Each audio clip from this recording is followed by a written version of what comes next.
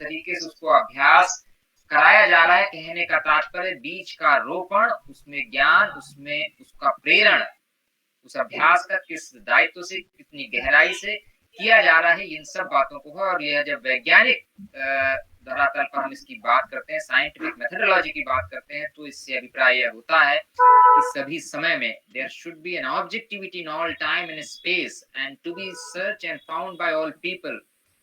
इस दृष्टि से जो साइंटिफिक मेथोडोलॉजी परिभाषित की जाती है, बहरहाल जो हमारी कम्युनिटी है वह है नोवेल अर्थात नयापन, उसमें इन्फ्लुएंशियल एंड रिलेवेंट रिसर्च, इस तरीके से हम रिसर्च जो आधुनिक समय में हम देखना चाहते हैं, क्वालिटी, बेनिफिट्स, इंटीग्रिटी, ये सब रिसर्च में आपस में सह संबंधित और इनको लेते हुए इनको स्थापित करना, जिससे कि यह एक layman to the common man to the specialised researcher, या जो उसमें आ रहे हैं नव संधानकर्ता, उनके द्वारा इसको और आगे ले जाया जा सके। बहरहाल again, these are the parameters and setting trends in modern times for the research.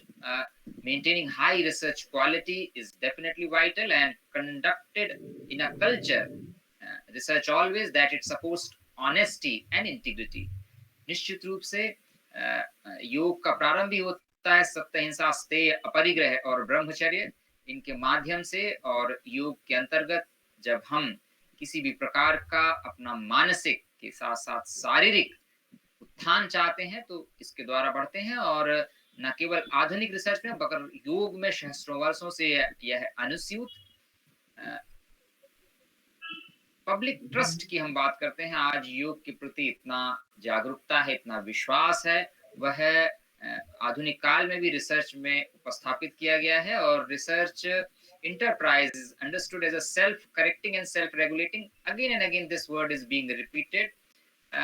इसके साथ ही साथ मैंने चर्चा की थी कि हमारे सभी शोध, means in all kinds of all subject across the PhDs, there is a compulsory paper research and publication ethics, which also I am dealing here at this university. So over the year, research institutions, professional societies and government have established several protocols, codes of conduct that we have already in our research and publication ethics. This our compulsory paper in all professional PhDs or curriculums of PhDs in our Indian universities is mandatory by University Grants Commission, the regulatory body in Indian scenario. So an important thing with the research about the research design, there are the question, addressing question, contributing for new knowledge, challenges, and what is going to be correction of errors in existing literature, and so on. So this is all I think is known, and this is how we from a general designing of our research, हम योग में यदि हम समझाने या करना चाहते हैं, कैसे हम इस समस्या को किस तरीके से, जो आज के समय में यदि अपेक्षित बात है कि हमें रिहेबिलिटेशन करना है, हमें जो एक प्रॉब्लम ऑफ वीकनेस और प्रॉब्लम ऑफ डिप्रेशन और psychic problems which are prevailing in post Covid time, उसको एड्रेस करना है, तो हम किन मानदंडों का अपने अभ्यासों का, योगाभ्यास का उपस्थापित करें, उनको किस रूप में हम अध्ययन करें। यद्यपि प्रत्येक योगाभ्यासी, योग के जिज्ञासु जो इसको पहले से करते आए हैं, उन्होंने इम्यूनिटी को, अपनी रोग प्रतिरोधकता को बनाए रखा है, उसे एंजॉय भी किया है। और इसके अतिरिक्त जैसा कि मैंने कहा कि ना ही योगात परम बलम, यह परंपरा से योग बल जो है स्थापित रहा है, और इस कारण ही इसके माध्यम से ही योग साधना, योग सम्मान और योग की उच्चतर स्थिति परंपरा में स्थापित रही है। कहने से यह भी अभिप्राय है कि समस्त, यदि हम देखेंगे यौगिक समाज की स्थिति, ध्यान की स्थिति, ये सब स्थापित परंपरा में की गई, ताकि एंड कर दिया तो बंद हो जाएगा। Revival of our energy channel can be done at any level in life, it could be rerealised in that way. So how to initiate a research design? No data लिखा है, YouTube को data क्यों नहीं मिलेगा? On the this is documented plan outlining the objectives, roles and responsibility literature review, all we know, we have to refer to the literature, and for the literature, I only want to add with regarding to the yoga research that there are more than 356 usages which I have been continually speaking across the programs. 60 word yoga, several like we have the Gyan Yoga, we have the Gyan Yoga, Karma Yoga, that we have been clearly listening. But like this word, association of this word yoga and its usage around 356 in Indian literature across the various areas ये of मैंने subjects. So how it is OBS तो download कर लिया, culturally OBS download करके heritage of the OBS से yoga. सीधा उस पे स्ट्रीमिंग हो जाती है YouTube पे। Apart from that, तो we have YouTube का ये चल रहा personal है। to me 200 digital ancient text of yoga which are in my collection, as well as have listed more than 356 yogic ये texts, नेट तो पूरा फुल है। yogic texts which are available for in the form of manuscript or in other kinds of books or other अगर मैंने media and कर दिया तो दोबारा other चल places in पड़ेगा। libraries.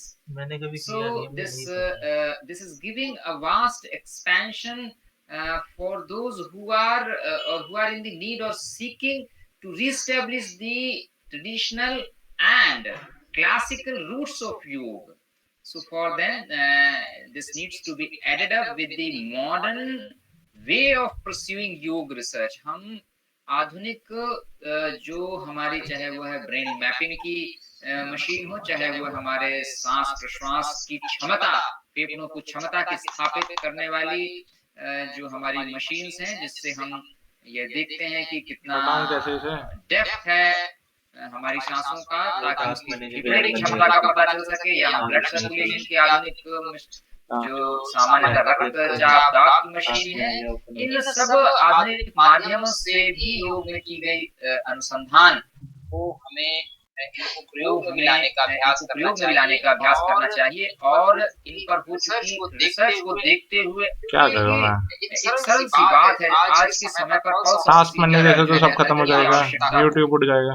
और लगातार पल्स ऑक्सीमीटर अपनी श्वास को देखने से जो ब्लड सैचुरेशन को हम देखते हैं, एक ऐसी भी स्थिति आती है कि उसको देखने की जरूरत नहीं होती और एक कहने में सक्षम होते हैं कि this saturation of oxygen in the blood should be more than 97 or 98 or it is not less. So this is how a correlation that gradually mind our makes like that ki by seeing the outer our surroundings we are able to say this is 12 o'clock or it may be 2 o'clock like that. So using the modern equipments and apparatus, we can or we should make our proceedings in yoga. Research programs, several are there, and we are here and a key role player in knowledge economy in India on research. So I am in general taking जो हमारे शोधकर्ता हैं, एक देश की हमारी वित्तीय अर्थव्यवस्था होती है, एक हमारी एक ज्ञान के क्षेत्र में बात करें तो ज्ञान की जो एक व्यवस्था हो सकती है उसमें केवल और केवल शोधकर्ता की मुख्य उसमें होता है, क्योंकि उसके द्वारा ही मूलभूत तरीके से क्या उस क्षेत्र की गतिविधि से लेकर प्रगति, उन्नति और वृद्धि हो सकती है, स्थापित होती है। इस दृष्टि से जो high level of knowledge which shapes for the social change in our knowledge economy. So here onward, cutting edge research की हम बात करते हैं और निरंतर शोध के क्षेत्र में जो अभी तक स्थापित है, जो एक हमने उच्चतम या मैक्सिमम स्थापित किया है, जो कल्मिनेशन ऑफ रिसर्च है, we need to see beyond to that. So incentive, competition and successive evaluation हो सकता है for that involves our awareness and inclusion of local knowledge paradigms. हमारी सराउंडिंग से हमारे पास के लोगों को क्या आवश्यकता है, किस रूप में हम उसको पहुंचा सकते हैं। निश्चित रूप से यह प्रथम दायित्व होता है एक, यदि हम अध्ययन कर रहे हैं विश्वविद्यालय में है तो सबसे पहले विश्वविद्यालय के परिवार में, हमारे विभाग के परिवार से लेकर जो सहवर्ती और समीपवर्ती क्षेत्र है उसमें हमारा शोध यदि मूल्यांकित होता है अथवा नहीं होता है तो उसमें कुछ कमियां होता है, तो निश्चित रूप से यह आगे भी हमारे उस शहर के प्रति, हमारे राज्य के प्रति और देश और सभी ओर किया हो सकता है। तो इस बात को भी शोधकर्ता केवल एक थीसिस को लिख करके उसको सबमिट करने के दायरे में नहीं होता है, उसको हमें प्रारंभ से ही, this is a general thing, means we should not consider our own self that we are limited to the one topic and department, particularly when we are in the field of yoga, which is opened with all kinds of physical to mental to psychic to all kinds of 5 kosh are there. Whatever and whichever way we can realize, we should and be there were the method in our Upanishadic tradition, where those who are having in the hands their kusha, हाथ में लेकर, समिधा हाथ में लेकर के किसी एक गुरु के समक्ष जाकर के उसके निकट उपस्थित होकर के यह प्रश्न उत्थापित करते थे, अपनी जिज्ञासा को रखते थे। इस दृष्टि से योग के माध्यम से, जिसका मूल अर्थ जुड़ना, आगे बढ़ना से लेकर युज समाधौ पर्यंत तक है, चित्त की वृत्तियों के निरोध तक है, हमें आगे बढ़ना चाहिए। और योग का साधक जिज्ञासु भी होता है, और यह जिज्ञासा, यह आंतरिक बल, यह ब्रह्मचर्य का बल निश्चित रूप से योग की साधना से लेकर योग के संधान और शोध में रीइंफोर्स करता है। और नहीं योगात् परम बलम, ये निश्चित रूप से योगी जो है वह उसकी स्थिति एक रिसर्च फंक्शन के रूप में, जो आधुनिकता के साथ साथ जो उसकी आवश्यकता है, जो उसमें गुणवत्ता है, demand, quality, relevance to the innovation and modelling of life long learning needs, निश्चित रूप से इसकी आवश्यकता, इसकी गुणवत्ता, इसकी संपदा, इसमें नयापन और यह जीवन में उसके शेप को, उसकी आवश्यकता को और जीवन की उन्नत स्थितियों यह स्थापित कर सके। इस दृष्टि से एक लंबा योग संधान का, योग की जो प्रकल्पना हो सकती है वह सब आ सकती है शोध में। और इसके जो मूल्य परक घटक हो सकते हैं शोध के, वो हो सकते हैं वैयक्तिक से लेकर के, नैतिक से लेकर के, सामाजिक से लेकर के, और निश्चित रूप से यदि मार्केट की भी बात की जाए तो जॉब फैक्टर्स आर देयर। और मार्केट से अभिप्राय ये नहीं है कि हम अपनी चीज को सेल करना चाहेंगे, वरन मार्केट से अभिप्राय यह है कि जब हम योग में बात करते हैं तो वह हम बात करते हैं सभी निरोगी हो, सभी स्वस्थ हो, सभी का मंगल हो, सभी का कल्याण हो, परंतु उसके साथ ही साथ हम ऐसा करने में सक्षम बने, उसका भी साधन मानसिक रूप से हमारे ध्यान में हो और हम उसको आगे बढ़ा पाए।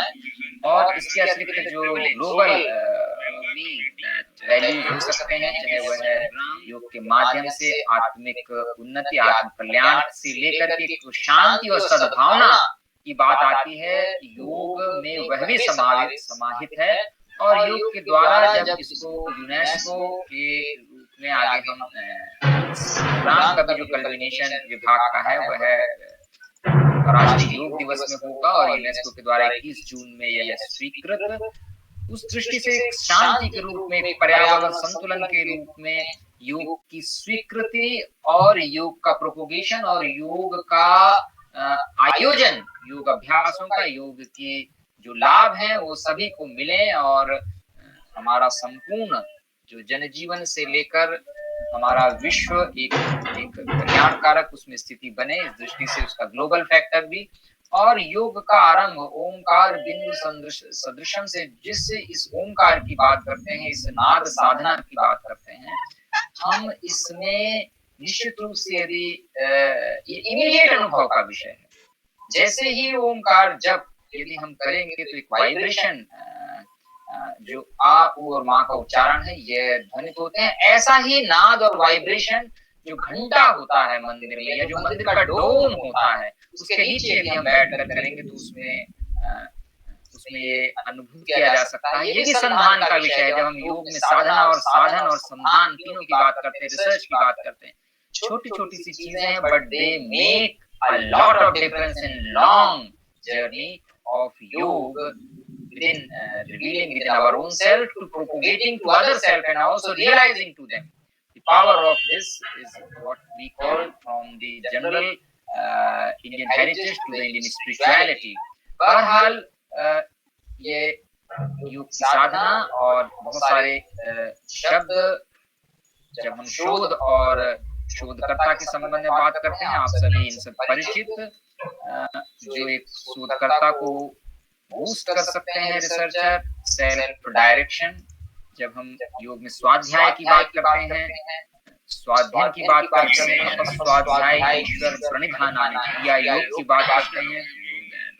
जब हम सुपरविजन की बात करते हैं, जहाँ पर हम ईश्वर के स्वरूप की बात करते हैं, सा पूर्वेशाम अपि गुरु काले नान अवच्छेदा।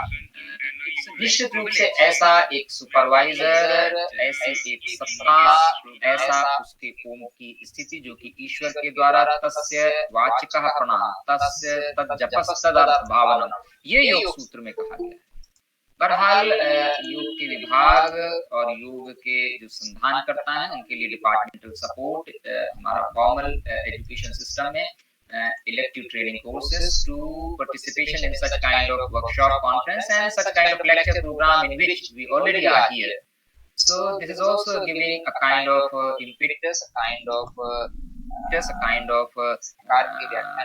प्रकार के व्याख्यानों के माध्यम से उत्प्रेरण का अधिक प्रयोजन और सुपरवाइजर का रोल बहुत सारा। योग की तो मैंने बात की थी ईश्वर के संबंध में, उनके द्वारा ही अंततोगत्वा, क्योंकि जब एक निर्बीज समाधि की स्थिति बनती है, जहाँ पर एक चेतना की जो बीज रूपण है वह भी हट जाएगा, तो उस समय देखने वाला या योगी का, जिसको हम कहते हैं योगक्षेमम वहाम्यहम, जो श्रीमद् भगवद गीता की आई आपूर्यमाणम अचल प्रतिष्ठम, उन सब को करने के लिए जो मेंटर हैं, जो अंतिम दृष्टा हैं, जो समाधि और साधना और सिद्धि ईश्वर प्रणिधानात् की जो बात की गई है, उस रूप में गुरु ब्रह्मा, गुरु विष्णु, गुरुदेवो महेश्वर, गुरु साक्षात पर ब्रह्म, ये जो बढ़ने की स्थिति है, जो बढ़ जाने की स्थिति है, जो ब्रह्म विद्या है, जिसकी स्थापना भारतीय परंपरा में की गई, ऐसा हमारा योग का संधान, ऐसा ब्रह्मचर्य की भी स्थापना हमारे यम और नियम में।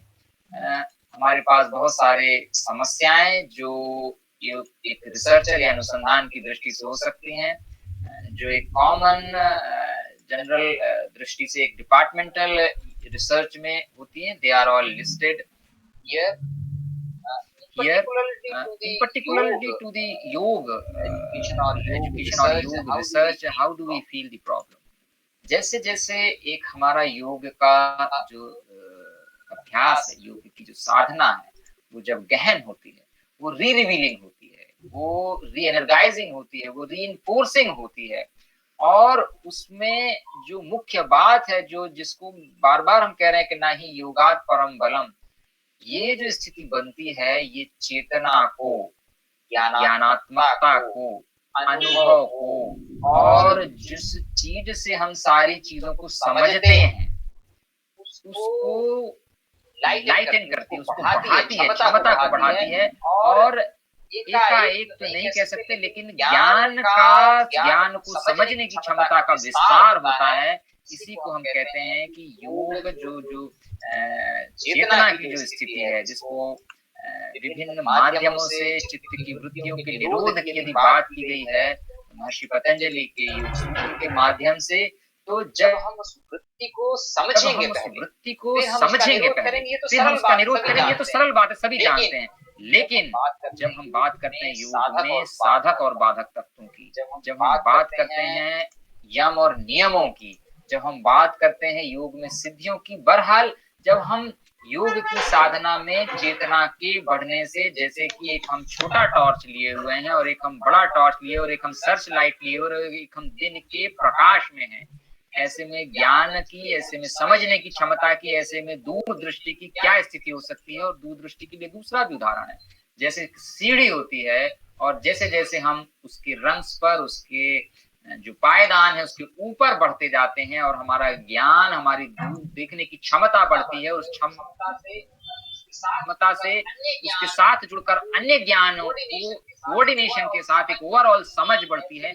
ऐसे ही चेतना के बढ़ने से एक आत्मिक, इसको हम कहते हैं स्वयं संधान, स्वाध्याय के होने से लगातार क्या हुआ, क्या घटा, क्यों घटा, वह आहार से घटा, वह विहार से घटा, वह विचार से घटा, वह व्यवहार से घटा, किन चीजों से उसकी हमारे अंदर अकरेंस हुई, ये जो रीडर अंदर उपस्थित हो जाता है, यह है स्वाध्याय की क्षमता, यह स्वाध्याय की स्थिति, जिसको एक छोटा सा ना अर्थ वर्ण स्वाध्याय भी दिया हुआ, क्योंकि तैत्तिरीय उपनिषद की भी आप बात करेंगे जहां से पंचकोश का सिद्धांत योग में आता है, वहां पर भी जो शिक्षा वल्ली है, या जिसको हम कहते हैं convocation of ancient convocation of education system, जिसको रिप्रेजेंट भी करता है तैत्तिरीय उपनिषद, वहां पर ज्यादा कुछ नहीं कहा, वहां पर केवल कहा है कि धम्मम च स्वाध्याय न प्रमद, अर्थात स्वाध्याय में प्रमाद मत करो। बहरहाल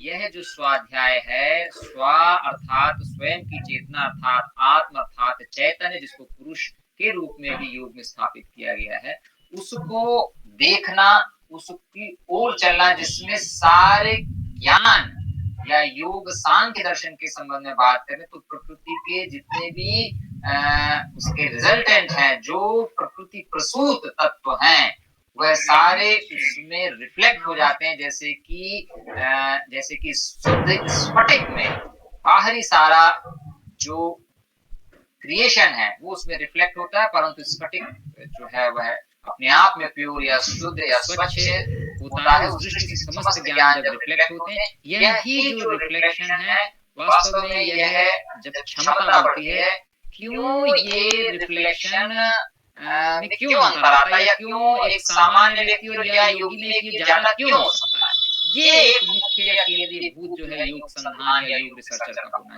चाहिए।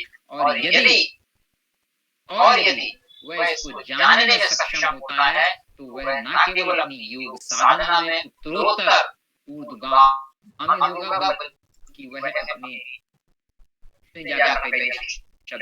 और यदि और भी बढ़ेगा, और यदि हम उसको ना मिले तो वह अपनी क्षमता को बढ़ाने, अपनी चेतना को बढ़ाने, अपने ज्ञान को बढ़ाने में, और निश्चित रूप से जब ऐसी स्थिति घटती है तो वह एक ओवरऑल अपने टोटलिटी है योग की, उसको बढ़ाने समझने में सक्षम होता है, और यह है करणीय है।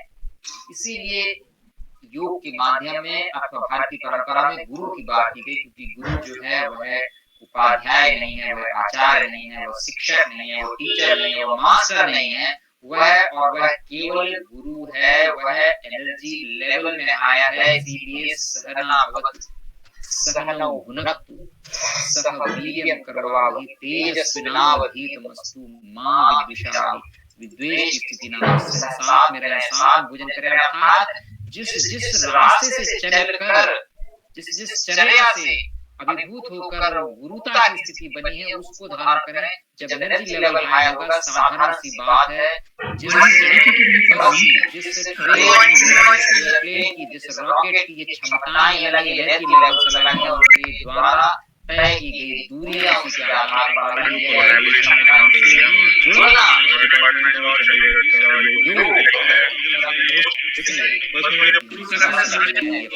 जा सकते हैं। तो योग का जो सिद्धांत है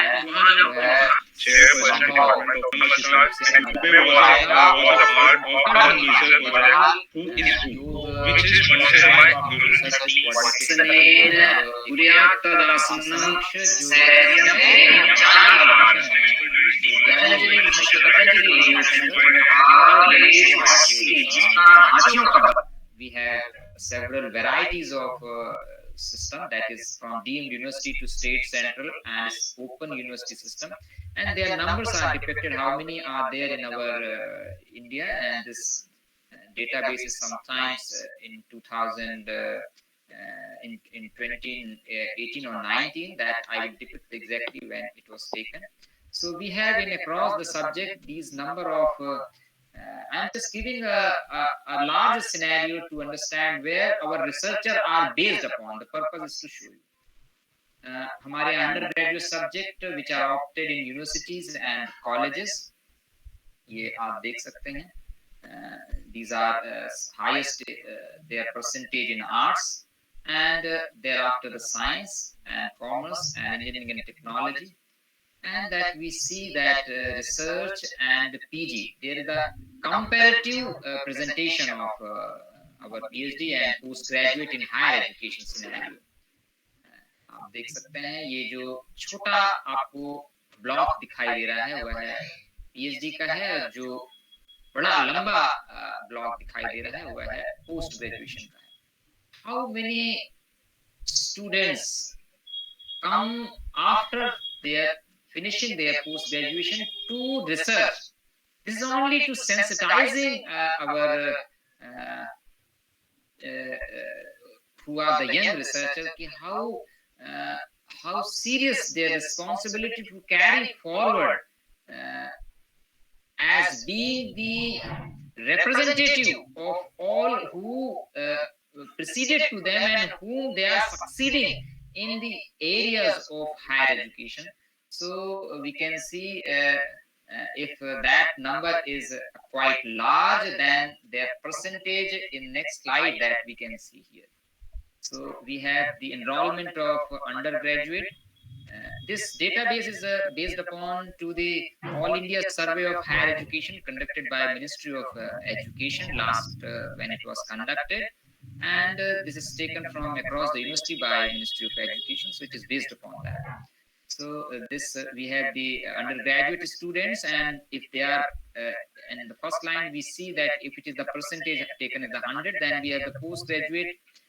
Their further enrollment is 13.9, and further to the MPhil is 0.12, and in PhD that is from undergraduate to PhD that is only 0.59, is 0.5% of our young capital human resources are proceeding towards research. So how serious and important a responsibility over to them to further bring upon to the changes which are required in our country and in general to the society, to the humanity as well.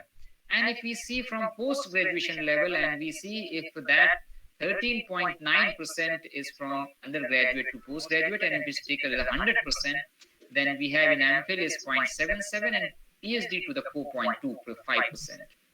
So this is the scenario, and in our modern education system, university system, this is the how we have been since 2011-12 to successive 2018-19, with which this database is successive increase in research. And this is represented in all subjects. So this is what let us see very quickly and cursorily about the research paper. And this is here represented. This is my representation here from the pyramidal level, which on the basis we have the hypothesis to the facts and ideas to the tip, that is the novelty, what we are going to bring upon toward the usefulness, toward the innovative and originality, coherence to correlation. We are establishing something which is unhitherto to bring upon to the society. So this is the research paper and role and relation of author and researcher. यदि हम कोई शोध पत्र लिखना चाहते हैं और उसको हम लाना चाहते हैं सबके सामने, so how we are related from editor to the lay reader to the government to the funding body to the university to the society and up to the publisher. So this is how it is all relevance and relations that we need to keep in mind, and research ideas from the seminar to the conference to the symposium to the colloquia to the round table to the workshop up to the research journal. It should be nurtured and developed and should take a form of well documented and well prepared with all sound its references to the fact and figures to the tables in the form of our paper to a research journal, so that we can establish the efficacy of our yogic practices. So onward to research publication process, maybe all we are aware, and those who are the young one, they are received to the peer reviewing, to the languages, to the plagiarism, that from very beginning research is self-directing, self-regulating. We have started with that, and legal and publication responsibility to the published paper. So this is here I am ending one slide, and onward going to the next one. which is based upon to the our national education policy and yoga, so that how we are going to be directed further in the yoga. We have 4 parts. Very quickly and cursorily, in few minutes, I shall try to bring upon to the focus, so that after the 4 years of even 5 years of, and after the 35 or 36 years of change that we are having, a proper placement of yoga in our education policy, and here we are more opportunity to bring in our curriculum to the syllabi the change, and this is in experiential learning, which has been emphasized in our curriculums and our education policy 4.6 and 4.8 class. Fit India movement, yoga is there. Knowledge of India, knowledge economy, हमारा जो भारतीय ज्ञान व्यवस्था है, Indian knowledge system, जिसमें हमारा जो tribal knowledge है, इंडिजिनियस हमारा और ट्रेडिशनल वे ऑफ लर्निंग है, उसमें दर्शन, योग और जो विभिन्न भारतीय विधाएं, इसके अतिरिक्त जो 4.4 क्लॉज में शिक्षक और शैक्षिक जो हमारे और डिस्टिंग्विश्ड टीचर्स हैं, उनके प्रति भी उनका aim to encourage students with singular interest and talent.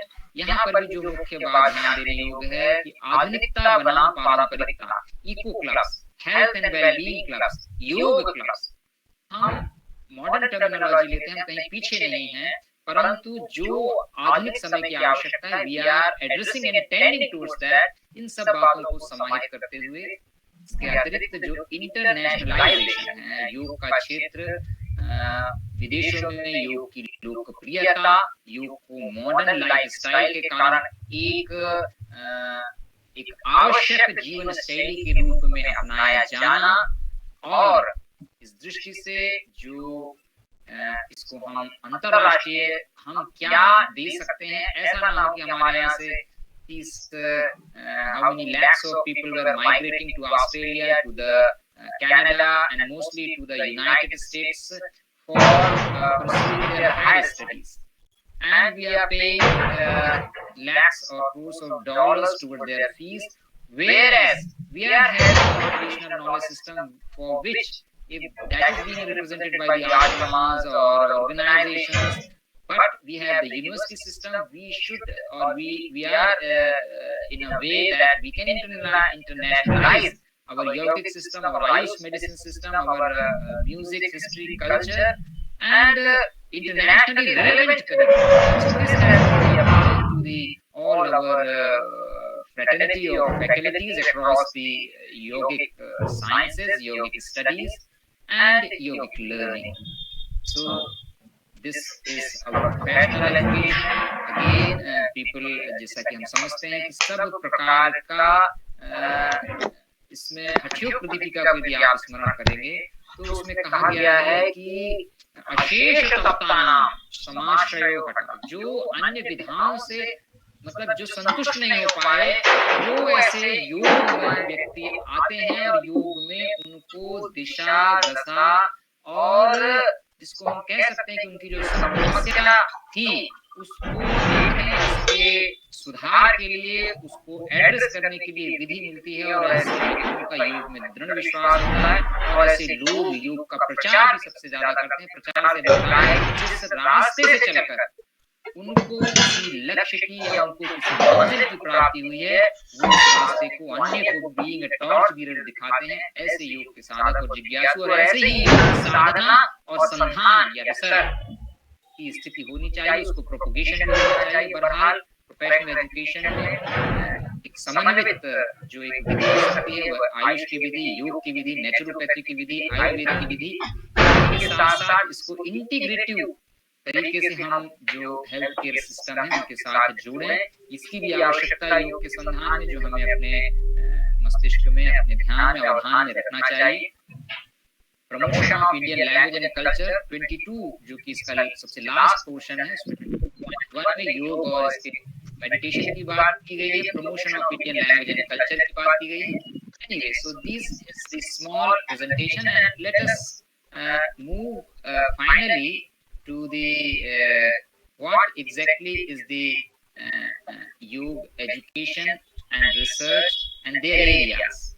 So I'm showing you here from pages from my book, that is Yoga Education and Research, which was written I think some years back. Still it has got relevance in a form that no other further books was further in my knowledge produced successively to this.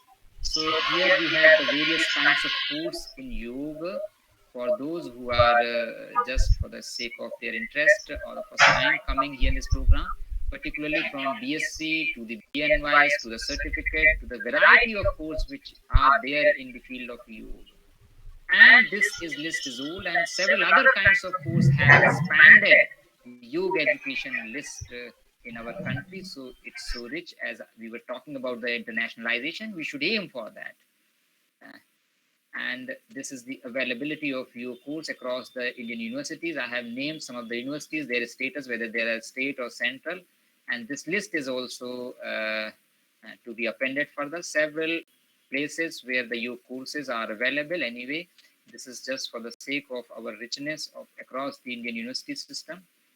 And onward to that, and I wish to show you what are the areas of the yoga. We have we are starting with the literary area, means what is our shastra, what are our texts.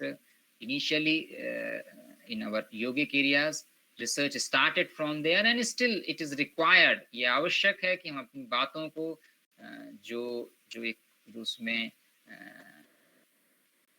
जो उसके ग्रंथ हैं, जो उसका क्षेत्र है, उसमें क्या हम सबसे पहले ला सकते हैं सामने। इसके अतिरिक्त थेरेपी की जो बात आई, जो एक चिकित्सा की या जो डिसऑर्डर है उसके मैनेजमेंट की जो बात आई, उसको किस रूप में योग के द्वारा किया जा सकता है, योग के अनुसंधान के क्षेत्र में। दूसरा एक महत्वपूर्ण और व्यापक क्षेत्र जिसमें हम उसकी जो विधि है, जो उसमें उसके थेरेपेटिकल एस्पेक्ट्स हैं, उनके साथ जो संधान हुए उसकी बात करेंगे। मैं आपको ये भी दिखाऊंगा कि इन एरियाज में कितनी हमारे देश में शोध हुए हैं, उसकी भी हम चर्चा करेंगे। फिर उनकी क्लिनिकल एरियाज की बात होती है, क्या क्लिनिकल तरीके से, अर्थात हम systematically with our modern methodology, with modern apparatus, there can be able to show the cure of some kind of disease or only the management or preventive up to that level only. So that kind of research is also carried in our university system, and you will be happy to know they were conducted in All India Institute of Medical Sciences, Delhi, Nimhans, Bangalore, and other several hospitals to the research institute, to the universities department. So that also I will show you. देख सकते हैं PGMRI Chandigarh में भी हुई हैं, बैंगलोर में भी हुई हैं, एस व्यास में भी हुई हैं, देव संस्कृति में हुई है। इसके अतिरिक्त योग का जो एक मनोवैज्ञानिक क्षेत्र है, जिसमें योग संधान का क्षेत्र जुड़ता है, और पांचवा क्षेत्र हो सकता है योग में एजुकेशन एंड फिजिकल एजुकेशन का क्षेत्र, जो कि एक महत्वपूर्ण क्षेत्र है, क्योंकि एक 1995 जो योग की शिक्षा नीति थी, उसको जो है फिजिकल एजुकेशन के अंतर्गत शारीरिक स्वास्थ्य है, सौष्ठव है, उसके अंतर्गत डाला गया, और जो फिजिकल एजुकेशन के टीचर्स थे, उन्होंने योग विद्यालयों में विशेष रूप से उनके दायित्व में ये रहा। तो उनके द्वारा भी जो फिजिकल एजुकेशन डिपार्टमेंट है, that is after the BP and MP Ed, that is master in physical education, उन्होंने इस पर जो शोध किए, उन्होंने योग के विषय लिए एक्सक्लूसिवली, और तमाम इस प्रकार के शोध कार्य देश में हुए हैं। और मुख्य उसके आगे का जो क्षेत्र निकल कर आया कि योग और स्पोर्ट्स, और अन्य महत्वपूर्ण जो योग के संधान का क्षेत्र, योग और Ayurveda.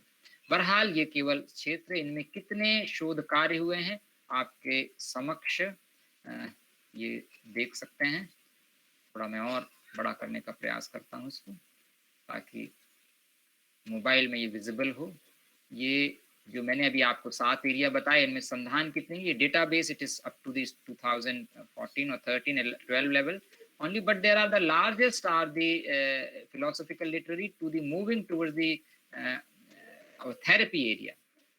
So these are the various areas of our interest of our PhD scholars, and departments is rather more here important. Numbers are unupdated. So Ayurveda department to Sanskrit, human consciousness and yogic sciences, department of physiology, medicine, biochemistry, clinical psychology, education, from department of philosophy to the Sanskrit, department of English, department of Hindi, department of consciousness and yogic sciences, to the several places. And here in the 4 column you can see the various prominent universities where the yoga researches have been conducted. And these are not like that I'm giving, they were from 1903, from where the modern university education system was set up in our country, and these research have been taken since then up to the here, and they are gradually and they are exponentially enhanced in their areas. So we can see the percentage here in this graph, and onward to that I'm showing just to the another graph, the language. English is dominant, and Hindi is also behind to that, along with Sanskrit, Marathi, Bengali, Kannada, and other languages in which people are working. So onward to that, and we have here further to show you in decade by decade the enhancement, how it is going pace in yoga education and research scenario. And we can see how the various areas are increasing, like linear presentation here. And onward to this, I just wish to show it because time is short and I have to finish it. Various areas in decade by decade they are showing, and how the growth of research in this area, philosophical literary research, there onward our yoga and therapeutical research, a steep growth in the areas. People are now more in need of establishment of yoga practices and their efficacies, psychological research area. And this is the medical or clinical research, steep progress and growth in the area. And onward to yoga and Ayurveda area. And this is our education and physical education research area. So all areas, they are based upon the number of PhDs conducted in various departments. This is based upon that, and yoga and sports research. So altogether, they are the growth in our yoga education and research across the country. And these are the various areas that we can very quickly can see them here. Various from home science, even they are interested, and those departments from pharmacology also, for pharmaceutical science also, there the yoga researches have been conducted. So these are the various prominent area. And finally, I'm showing to the various department, and just to show how the research are there. So we can see here a glossary, and it is depicting title to the supervisor, to the department, to the university, to the place, to the year, their language, their area, and around more than 600 research here I have enlisted here in this work. So it is useful for our all young researchers to see the literature review which I have indicated in the beginning. So they are here, and you can see various areas like a study of personality with a special reference to yoga and psychoanalysis, and counseling, pranayam, nadi shodhan, brahmani, so on and so forth. Even our Dr. Pathak ji is also, as I was informed that around 35 or 30 students are there in his department pursuing MPhil research, and of course several scholars across the country, they are enriching the areas of yoga. So togetherness, a union, yoke, uniting, and joining all together with our national endeavor, and giving the final meaning and our own inner seeking of yoga, nahi yogat parambalam. Let us bring upon this within ourselves to the all people who are there in need of this. With this, my humble pranam to all of you, and thanking you for listening to me, and I was able to present something before you. So thanking you all who are here, and also in a live YouTube program, I was informed that it is being done today. So namaskar, Jai Hind, Jai Bharat. प्रणाम सभी को। ये हमारे विद्यार्थियों की भी मांग थी और बहुत सारे लोग ये चाह रहे थे और बहुत दिन से सारे लोगों की जिज्ञासा है कि कैसे हम रिसर्च करें, क्या करें। कभी-कभी एक बच्चे को समझाया, दूसरा है, दूसरे को भी उसी तरह से समझाया, तीसरे को भी समझाया, कठिन होता है। तो एक सामूहिक प्रयास से हम लोगों ने ये देखा कि अभी कितना ब्रॉड स्ट्रक्चर पे काम हुआ है और कितना करना है और योग अनुसंधान में कितने काम किए जा रहे हैं। मैं आपको बताऊं कि बीइंग ए स्कॉलर ऑफ योग एंड एकेडमिशियंस, जो हमारे अग्रज ने दिखाया इतना सब कुछ, इनकी अपनी कठिन साधना है और इसका विटनेस मैं बताया कि इंस्टीट्यूट में भी डे नाइट काम करना और फिर आके घर पे भी उतना ही काम करना, फिर रिकॉर्डिंग करना, सारा कुछ इनिशियल स्टेज में बड़ी तेजी से शुरू किया। उसका मैं खुद भी विटनेस रहा। जहाँ आवश्यकता पड़ी, थोड़ा बहुत सहयोग की, वहाँ मैं भी बैठा रहा। लेकिन देखा ये कि अगर मैं खाना बना के ले गया और खाना सामने रख दिया कि आप खाना खा लीजिए, स्थिति ये हुई कि उस पूरे के पूरे 2 रोटी में से इन्होंने आधी रोटी और थोड़ी सब्जी खाई, बाकी 1.5 रोटी और सब्जी ऐसी ही टेबल पे रह गई और सो गए। और ये एक दिन की बात नहीं है। कभी-कभी इंस्टीट्यूट में रह गए, वहाँ खाना आया तो पता है इतना ज़्यादा क्यों लेके आता, 1 रोटी तो मैं खाऊँगा सिर्फ। अब पता नहीं कब भोजन करते थे, क्या करते थे, लेकिन कभी भी 2 रोटी से ऊपर मैंने खाते नहीं देखा आपको। साधक मतलब जो होना चाहिए कि भोजन सिर्फ इतना करे कि शरीर की यात्रा चलती रहे। अब गृहस्थ जीवन में है, अब पता नहीं भाभी जी कितना सेवा करती, कितने खाते भैया। लेकिन एक कठिन साधना जो विद्यार्थी को करना चाहिए, विद्यार्थी नाम अध्ययनम तपः, वो देख के हम लोगों ने प्रेरणा लेके जो कुछ सीखा, आपसे सीखा है इस जीवन में। ऐसे सुधी साधक को हम लोग सुन पाए। अब मैं चाहता हूँ कि किसी का प्रश्न है तो प्रश्न के लिए आप सभी को आमंत्रित करते हैं। आप लोग प्रश्न कर सकते हैं। सुनील जी। हाँ जी, now session is open for question answer. किसी ने क्वेश्चन आंसर पूछना है तो प्लीज पूछ सकते हैं। रिसर्च स्कॉलर को पहले मौका दीजिए, बाकी नहीं तो किसी को भी दीजिए। Sir, I have a question.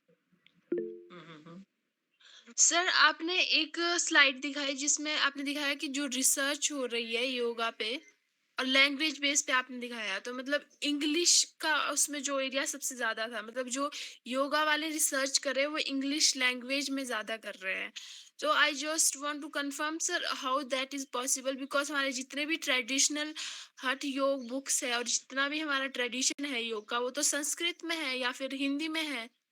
तो फिर why this ratio is increasing in this language?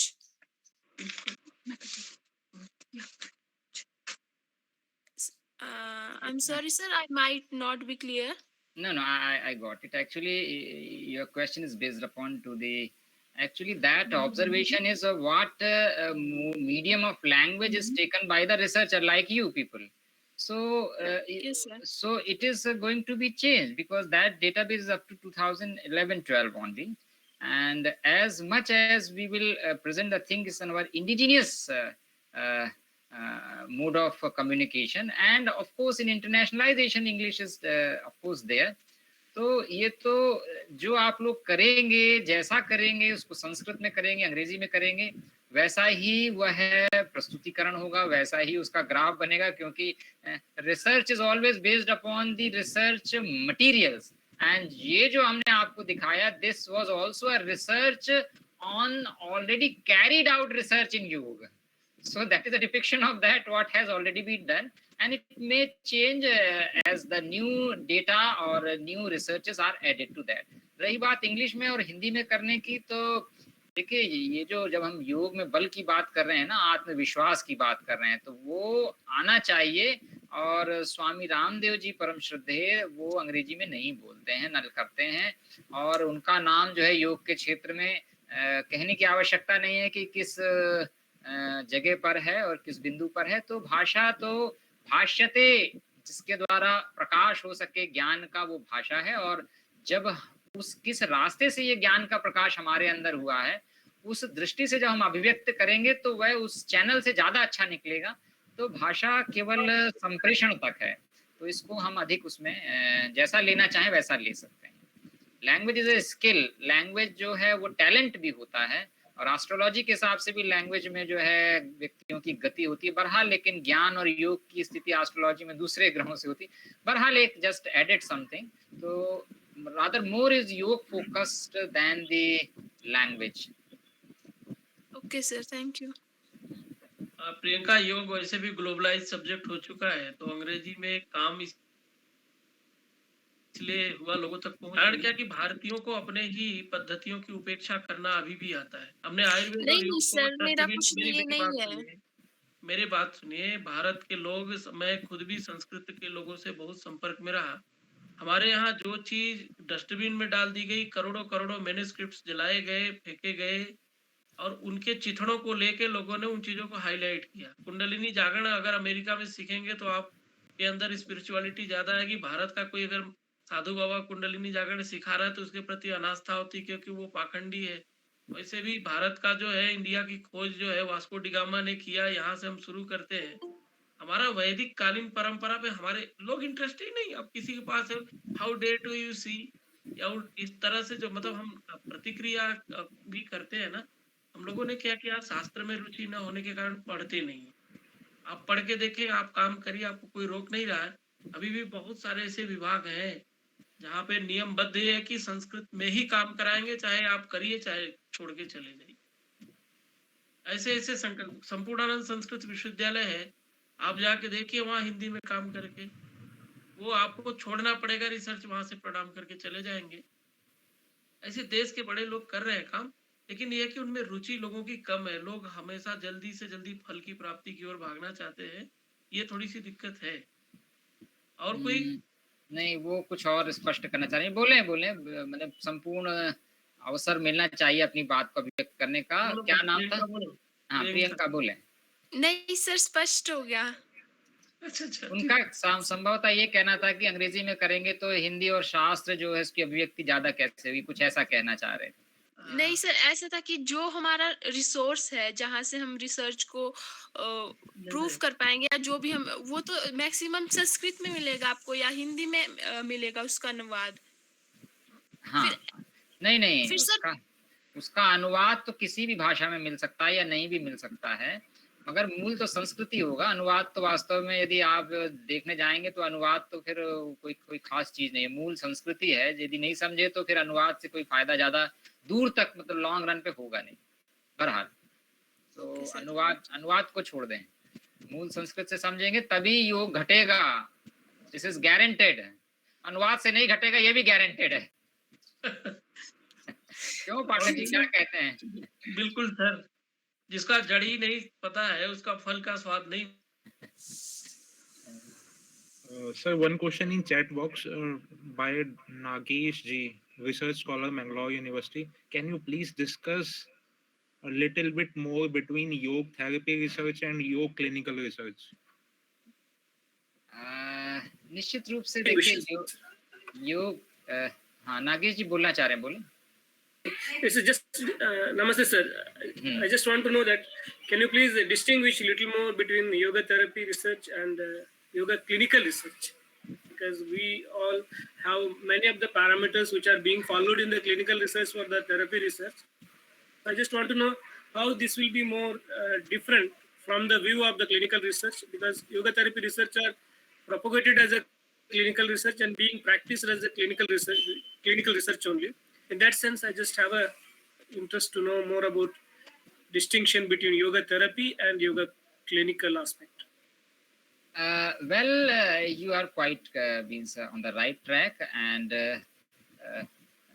the word which I have taken to distinguish like that, when we are doing like in our departments, we are making our students or even sometimes to the general public also practices of yoga, and we are trying to attend if they are having any orthopedic disorders or problems or any whatever that can be attended by the yoga. So it could be a kind of we are advising to do that kind of practices or asana or so on and so forth. But so that could be a kind of therapy. And finally, when we are like we are having the brain mapping machine and we are measuring the meditation in the form of alpha, beta, gamma rays, or effect of Nadi Shodhan pranayam and other practices with those apparatus which are accepted for taking the readings or in clinical methodology in our modern allopathy or other system. So perhaps it could be more clinical research. However, when I have depicted these two areas, I have only then, whenever like you are the researcher and other people who were the researcher in their PhDs, they have used the word clinical researches, effect of pranayam in clinical researches, or effect of yoga so and so practice in yoga therapy. So I have distributed their research in the therapy area and others on the clinical area based upon their topics that they have chosen in their PhD research. So this demarcation is that. However, of course, what is set up as a parameter or as a norms in the form of our established research, in the form of journals paper, through the clinical practice, that will of course pave the way for yoga established or proven yoga therapy also. So they are correlated also. That's all. Thank you, sir. Thank you, sir. Thank you so much. Anyone?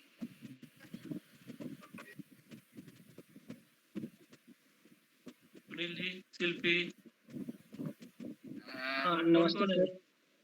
Sir हाँ प्रद्युम्न बोल रहे हैं। Sir जैसे कि जो नए नए विद्यार्थी रहते हैं या रिसर्च स्कॉलर रहते हैं, उनको सबसे बड़ी परेशानी ये रहती है सर, जब वो टॉपिक चुनते हैं तब बहुत बड़ा ये लगता है कि इसको हम कैसे चुनाव करें, हमारा सही टॉपिक होगा। इसमें कभी कभी लंबा समय भी चला जाता है, तो इसके बारे में थोड़ा सा मैं जानना चाहता हूँ, तो उसको सरल कैसे बनाया जा सके या जो विद्यार्थी है उसको चुनने में मदद कैसे मिले सर, कि वो ज्यादा उसको भारी भी न लगे। कभी कभी ऐसा हो तो फिर कॉपी पेस्ट हो जाता है सर वो, तो वहाँ पर क्या रहता है, जो हम चाहते हैं कि गुणवत्ता होनी चाहिए रिसर्च में, वो नहीं आ पाती।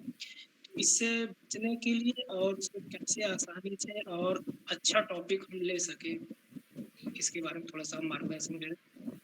जरूर, एक मैं पैरेलल एग्जांपल लूंगा। यद्यपि कोविड-19 का समय है, मान लीजिए हमें मैसूरू का रॉयल पैलेस देखने जाना है, तो या कोई बहुत अट्रैक्टिव जिसके प्रति हमारी अंदर से इच्छा है कि हम उसको देखना, घूमना, उस जगह जाना चाहते हैं, तो उसके लिए हम क्या करेंगे? 1 महीने पहले से रिजर्वेशन होगा और प्रतिदिन दिमाग में चलेगा कि आज जो है 28 दिन है, 27 दिन है, 26 दिन है। फिर उसके बारे में थोड़ा सुनने का भी प्रयास करेंगे, फिर उसके बारे में कुछ जानकारी भी गैदरिंग करेंगे कि वो क्या है, वहाँ पे क्या जाएं, क्या देखें, किस जगह पर ठहरें, किस माध्यम का प्रयोग करें, समय को कैसे व्यवस्थापित करें। तब कहीं जाकर वहां देखते हैं जाकर, तो हमको ज्यादा से ज्यादा संतुष्टि होती है कि इस जगह को हमने भ्रमण किया। ऐसे ही जब हम शोध में यदि हमारा इंटरेस्ट है, देखिए इंटरेस्ट मूल है हमारा, यदि जो हमने इंटरेस्ट का एरिया लिया है ये फर्स्ट जंक्चर है, otherwise there is a diversion and that will continuously माने डाइवर्शन टू डाइवर्शन। इसलिए यदि इंटेंटेड, अंदर से इंटेंस है कि मुझे इस क्षेत्र को लेना है, करना है, दिखाना है, तो ये प्रथम बिंदु है। इस प्रथम बिंदु को प्रॉपरली एंकर इसमें गिराइए, जैसे जहाज अपना लंगर गिरा के स्थिर हो जाता है। अदरवाइज इधर उधर गिर गया तो जहाज चलता रहेगा, स्थिर नहीं होगा, और जब स्थिर नहीं होगा तो प्रॉपर यात्रा का जो गंतव्य है वो भी नहीं मिलेगा। बहरहाल ऐसा हमारा इंटरेस्ट का बिंदु, और उस बिंदु पर लगातार जो हमारा उसमें अध्ययन, उसमें क्या हो सकता है, ज्यादा से ज्यादा जानना, समझना। जब ऐसी स्थिति बनेगी तो शोध का जो भी बिंदु आप लेना चाहेंगे उसके बारे में ज्यादा से ज्यादा स्वयं जानकारी रखेंगे, स्वयं आपकी एक डिसाइसिव या निर्णयकर्ता की स्थिति बन सकती है। अदरवाइज सुपरवाइजर पर डिपेंड रखेंगे और हो सकता है कि आगे 10-20 साल बाद कह दें कि हमको तो ये एरिया कह दिया गया था इसलिए इसमें रिसर्च कर ली। ऐसा नहीं होना चाहिए। You should be able to, or one should be able to satisfy himself thoroughly। उसके लिए निश्चित रूप से परिश्रम करना पड़ेगा। और इसका भी एक दूसरा उदाहरण हम आपको, मतलब may be for the sake of motivation, यदि 1 फीट खोदने से पानी नहीं निकलता है तो 2 फीट खोदना है, 3 फीट खोदना है। ऐसा नहीं करना है कि 1 फीट यहाँ खोदा, फिर 2 फीट दूसरी जगह, फिर 3 फीट तीसरी जगह, ऐसा नहीं। एक ही जगह जब 10, 15, 20, 50 फीट खोदेंगे तो पानी वहां से निकलेगा और तभी प्यास बुझेगी। बहरहाल हमें अपने विषय को, अपनी प्यास, अपनी जिज्ञासा, अपनी अभीप्सा, अपनी इच्छा, अपनी संतुष्टि के अनुसार यदि लेंगे तो this will be the first point and well begun is half done, यदि इसको भी लेते हुए हम आगे चलेंगे तो धीरे धीरे हमारा विश्वास, हमारा आत्मविश्वास और प्रायः अज्ञात जो चीज होती है, फिर से आप ध्यान दीजिए जहां से मैंने बोलना शुरू किया, प्रायः जो अज्ञात चीज होती है वो भय कारक होती है। इसलिए ज्यादा से ज्यादा उसका ज्ञातता हम बढ़ाएं, उससे अपना जो एक सह संबंध है बढ़ाएंगे तो विषय मतलब अब वो हमारा ही विषय होगा, हम ही विषय होंगे और तब कोई कठिनाई नहीं होगी, क्योंकि कठिनाई होती है असह संबद्धता के कारण। वो ज्वाइंटनेस यदि नहीं है, ज्वाइन नहीं है, तो वो कठिनाई का क्षेत्र है, वो डिफिकल्टी का एरिया है। अदरवाइज हम वेल प्लेस्ड, वेल मैनेज्ड और वेल प्लेटफॉर्म्ड हैं। इस ऐसी अपनी स्थिति को सदैव बनाते रहना चाहिए। यंग रिसर्चर को इसीलिए सबसे ज्यादा परिश्रम की आवश्यकता होती है और परिश्रम तब तक करते रहना चाहिए जब तक वह उपलब्ध नहीं हो जाता। और इसके अतिरिक्त एक और बात, पाठक जी हैं, ऑनलाइन साधन में सारे विद्वान आपके पास उपलब्ध हैं, आप उनसे चर्चा कीजिए। लेकिन ऐसा नहीं है कि किसी ने आपको कह दिया कि, या किसी को भी कह दिया कि आप पहले ये देखिए और आप बिना देखे आ गए। नहीं, आप सरल सहज, क्योंकि जो गंभीर और बड़ा विद्वान व्यक्ति होता है वो केवल एक इंडिकेट करेगा। उपनिषदों में केवल इतना ही कहा गया जो ब्रह्म विद्या को पूछने आया कि भाई ये गायें हैं, अभी इनकी संख्या इतनी है, इनकी संख्या जब इतनी बढ़कर हो जाए तब आप वापस आ जाना। और जब वो लौट कर आए तो बोला अब तो मुझे ज्ञान हो गया। तो गहराई जो है वो अपने जो सुपरवाइजर हैं, जिनको भी आप उपयुक्त वरिष्ठ या सीनियर समझते हैं, उनकी बातों को लीजिए। और परिश्रम मतलब बढ़ना तो स्वयं ही पड़ेगा। और विषय तो इतने विस्तार हैं, यदि व्याकरण की बात की जाए, बहरहाल इस पर एक बहुत लंबी बात हो सकती है। जी सर, पीएचडी स्कॉलर ये चाहते हैं ना कि पहले आप टॉपिक बता दीजिए, टॉपिक बता देंगे तो इसमें आप क्या लिखे वो बता दीजिए। जब बता देंगे कि ये लिखो तो ये लिखा है सही कि नहीं, वो भी उठा के सिर पे रख देते हैं। नहीं देखिए, इसीलिए हमने जो है कड़ी को वहां से प्रारंभ किया है जहां से उसमें दूसरी कड़ी जुड़ सके और तीसरी कड़ी जुड़ सके और स्वयं रास्ता बन सके। रास्ता कहीं नहीं ले जाता है, देखिए मार्ग कहीं नहीं जाता है, राह ही जाता है। क्योंकि सर ये जो प्रॉब्लम है अधिकतर क्या सभी विद्यार्थियों के जीवन में आती है, तो इसीलिए स्वाभाविक प्रश्न था। तो मैं बोला आप नहीं आपका ये स्वाभाविक है। और इसका एक दूसरा कारण भी है। एक चीज ध्यान रखना, एक बड़े अच्छे विद्वान, जब मैं अपना पीएचडी का जैसे आपकी स्थिति है ऐसे हम भी लेके गए, तो उन्होंने कम से कम 250 से अधिक ग्रंथों का प्रकाशन किया संपूर्णानंद संस्कृत विश्वविद्यालय की लाइब्रेरी, सरस्वती लाइब्रेरी से। और भागीरथ प्रसाद त्रिपाठी जी, उन्होंने कहा भाई देखो, दो चीज ध्यान में रहेगा तो तुम्हारा रिसर्च हो जाएगा। देखो, थीसिस और मुर्दा कभी भी परमानेंट नहीं रखना चाहिए, और जाओ जब समझ में आएगा तब आना। तो ये भी दृष्टि हमारी होनी चाहिए कि विषय सरल जो हम कर पाए वही लेना चाहिए। सर भैया, रीता भल्ला मैम है हमारे पूर्व विभागाध्यक्ष, कुछ आपसे बात करना चाहते हैं। हाँ जरूर, और आदरणीय प्रोफेसर प्रसाद साहब भी हैं और वो भी कुछ यदि आशीर्वचन बोलेंगे तो प्रसन्नता होगी। हाँ मैडम बोले। मेरा नमस्कार, सादर प्रणाम मैडम। सर ऐसा है कि आपने बहुत सारी रिसर्च के बारे में जो बातें बताई हैं स्टूडेंट्स के लिए बहुत अच्छा है कि उनको इसका ज्ञान हुआ। पर मुझे कुछ चीज़ें डाउटफुल इसलिए लग रही हैं कि जितने भी रिसर्च की बात, जैसे अभी आपने कहा कि सब्जेक्ट है वो सब्जेक्ट आप वो लें जो आपको पसंद था। मेरा अपना एक्सपीरियंस अब ऐसे आ गए हैं जिस चीज को मानते हैं।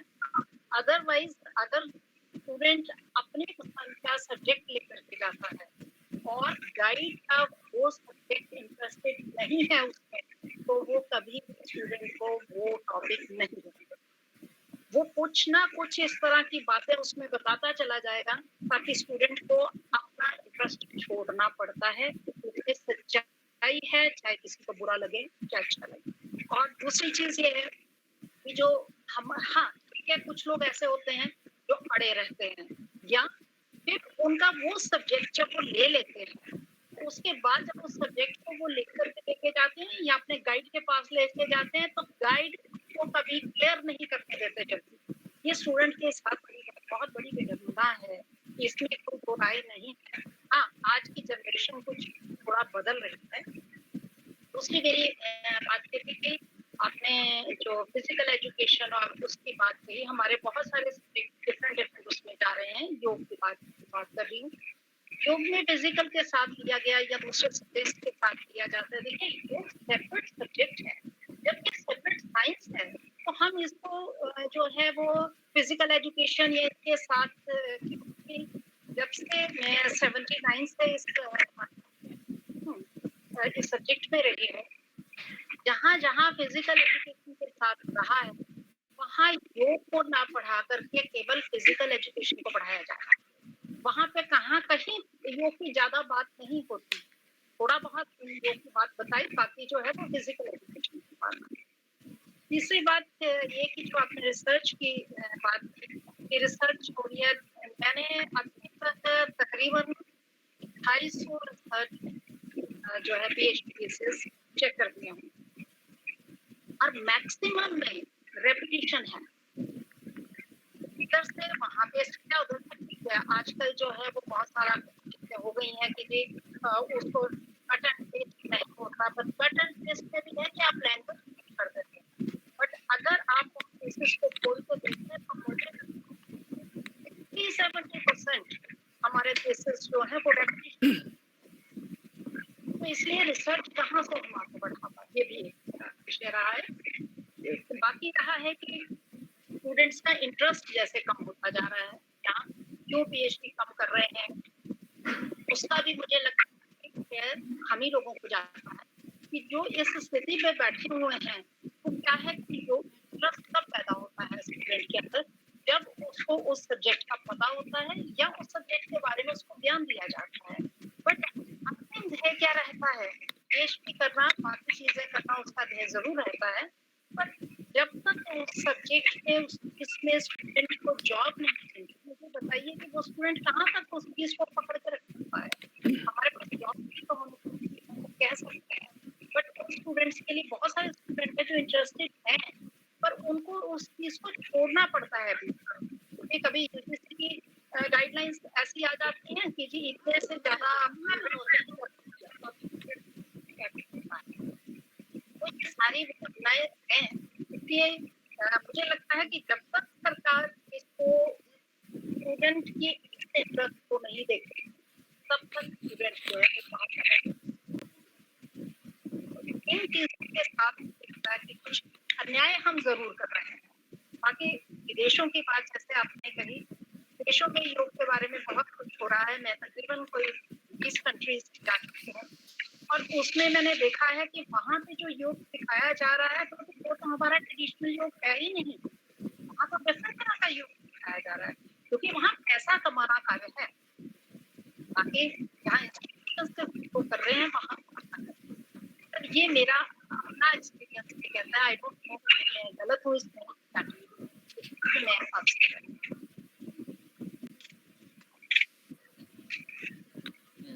धन्यवाद। थोड़ा मैं भी कुछ, हाँ जरूर जरूर सर, जरूर स्वागत। देखिए Professor H.S. Prasad ji, former professor and head Delhi University and well renowned, and उनके बारे में जितना कहा जाए उतना कम है।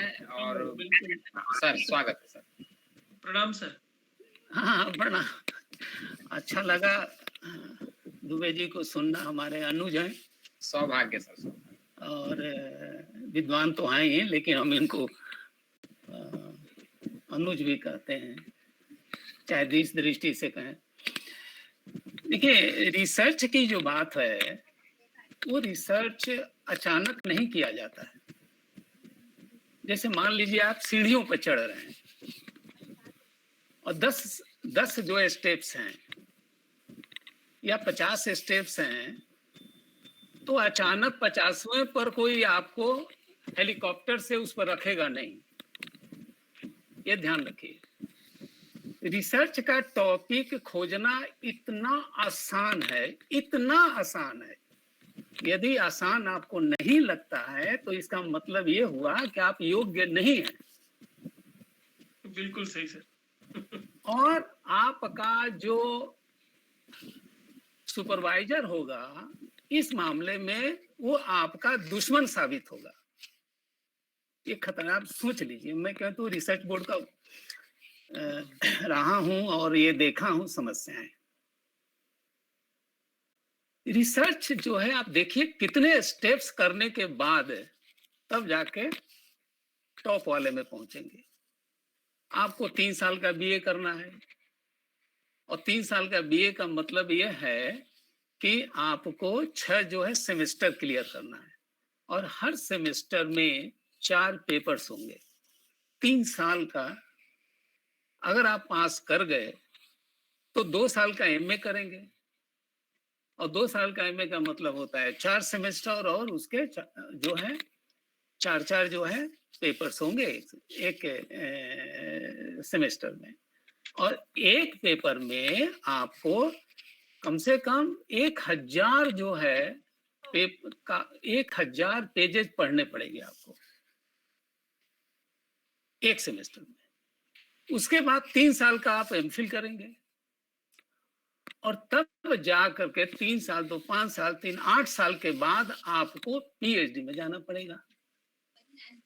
तो यदि आपको समस्या कोई नहीं दिखाई थी, इसका मतलब आपने पढ़ा नहीं और आप योग्य नहीं है रिसर्च के। जब एक, पहली, दूसरी, तीसरी, अगर आप सीधे जो है वहां तक कैसे पहुंच गए, यही आश्चर्य होता है। अगर किसी को खाना बनाना हो या किसी को कपड़ा ही पहनना हो, तो पहले वो जूता नहीं पहनेगा, पहले कोट पहन करके टाई लगा के तब जो है गंजी नहीं पहनेगा वो, और फुल पैंट पहन करके तब अंडरवियर नहीं पहनेगा। और ये बड़ी ही दुखद बात है कि एक विद्यार्थी को 8-9 साल पढ़ने के बाद कोई समस्या नहीं पता चली, जिसने आपको व्याघात चोट नहीं पहुंचाया, जिसने आपको जो है एक तरह से प्रेरित कोई नहीं किया, और आप रिसर्च करने चले हैं। कहीं भी चलिए, कहीं भी, आप किचन में जाइए, आप अचानक 10 आदमी का मेहमान आए और आपने कहा कि हम 10 आदमी का खाना बनाएंगे और 10 किस्म का भोजन बनाएंगे। आटा तो गूंथने नहीं आता है, प्याज और लहसुन काटने नहीं आता है, चूल्हा जलाने नहीं आता है। तो ये क्वेश्चन ये है कि तो आप कर क्या रहे थे 9 साल? आप अगर आपने जो सिलेबस में है, आप कुछ भी सब्जेक्ट नहीं ले सकते। आपको प्राणायाम तो आता नहीं है, चित्तवृत्ति निरोध करने चले हुए हैं, आप नियम आने का पता नहीं है और आप चलो जो चित्तवृत्ति निरोध करने चले हैं। ऐसे नहीं होता है। आप साइकिल पर तो बैठना नहीं चले हैं और ओलंपिक में भाग लेना चाहते हैं। ये बहुत ही दुखद बात है, दुखद बात है। और सवाल ये है कि आप जिस क्षेत्र में आपने ट्रेनिंग इतनी ली है, उसी क्षेत्र में ही आप कर सकते हैं। और ये देखिए, आप सोचिए, बड़ा गंभीर विषय है। ये हाई स्कूल में 8 और 10 सब्जेक्ट्स होते हैं, इंटरमीडिएट में 5 हो जाते हैं, बीए में जाकर के 1 सब्जेक्ट हो जाता है और उसमें किताबें जाती है। एमफिल में जाकर के 1 टाइटल होती है, 1 कंसेप्ट, वो 1 वर्ड होता है। और यही चीज को विस्तार करके पीएचडी में एक थीम होती है। एक सड़क पर हल चलाना सैकड़ों एकड़ में, वो एक चीज है। और जो है 1 फीट की दूरी में आपको 10 किलोमीटर जो है नीचे जो है डेप्थ निकाल करके पेट्रोल निकालना, ये बहुत अंतर है। दूसरी चीज है कि रिसर्चर क्यों नहीं करता है? जब वो जो है 50 सैकड़ों 50 या 100 से ज्यादा ऑथर्स की आर्टिकल्स पढ़ता है, उसको मेथोडोलॉजी सिखाई जाती है, और हर आर्टिकल का एक प्रोसेस होता है। आपके पास एक्सप्रेशन नहीं है, आपके आइडियाज की। आप चलिए ऐसे सोचिए कि आपको ये कहा जाए कि हम 10 ईंटें आपको दे रहे हैं और इसको 10 मंजिल का एक मकान बना दीजिए, बना देंगे? आपको उसके लिए कई करोड़ ईंटें चाहिए, तब बनाएंगे। आपके पास टर्मिनोलॉजी नहीं है, आपके पास भाषा नहीं है, आपके पास जो उस विषय की शब्दावली नहीं है, आपको कुछ लिखने नहीं आता, एक्सप्रेशन नहीं करता, तो माइंड में जो बिल्डिंग ब्लॉक्स हैं वो आपके पास नहीं है। आप किचन में जाइए, केवल आटा हो तो आटा से जो है 10 किस्म के व्यंजन बना देंगे। तो व्यक्ति कर क्या रहा था? इसलिए कि लर्निंग नहीं है, इसलिए कि उसकी प्रैक्टिस नहीं है, और किसी तरह एग्जामिनेशन जो रट करके बिना समझे उसने लिख दिया। जिसको राइटिंग स्किल नहीं है, जिसकी अभिव्यक्ति नहीं वो कर सकता, ये सारी चीजें। इसलिए ऐसे विद्यार्थियों को जो है कभी भी समझाया जाना कि वो तुम यही किया जा सकता है। तुम भाई तुमने 3 साल पढ़ा तो क्या पढ़ा, और 3 घंटे तक कैसे लिखा तुमने? 3 घंटे तो 25 और 30 पेज कैसे लिखा तुमने? और अपनी चीजें आप ये देखिए, एक चीज है बड़ी सिंपल है। आप मोबाइल लीजिए, मोबाइल खरीद कर दे दिया, और मोबाइल का जो सिस्टम है उसमें चीजना है, उसमें लिखना है। आप हमें किसी से प्यार करते हैं, चाहे माता हो, चाहे पिता हो, चाहे प्रेमिका हो, चाहे प्रेमी हो, वो तो घंटों तक बात चलते रहती है। तो आप करते क्या है? आप करते क्या है?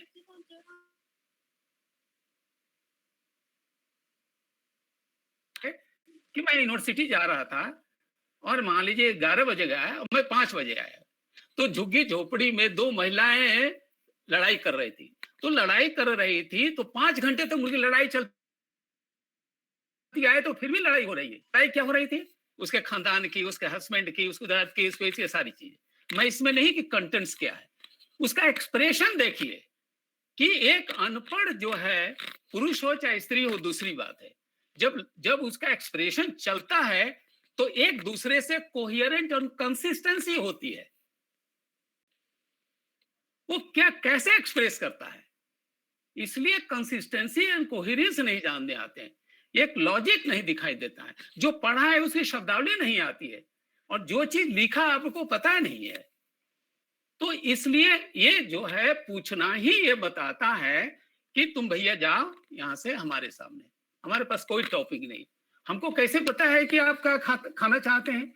आपको भूख लगी है, तो कौन सी आप जो है वेजिटेरियन है कि नॉन वेजिटेरियन है, किस तरह का भूख, हम क्या आपको परोसे, हम आपको परोसे क्या चीज?